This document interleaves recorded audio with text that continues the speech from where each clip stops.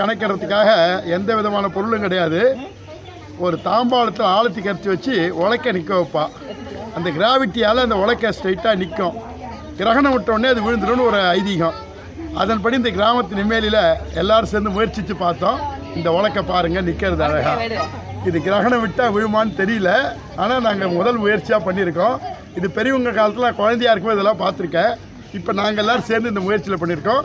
கிரகணத்தில் உலக்க அழகாக நிற்கிறது.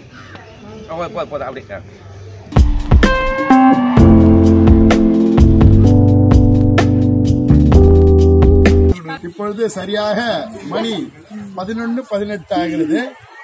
கிரகணம் விட்டதுன்னு டிவியில் சொல்லிட்டாங்க. ஆனா நாங்க எல்லாரும் இப்ப கிட்ட இருக்கோம். அது விழுமாங்கிறது தெரியல.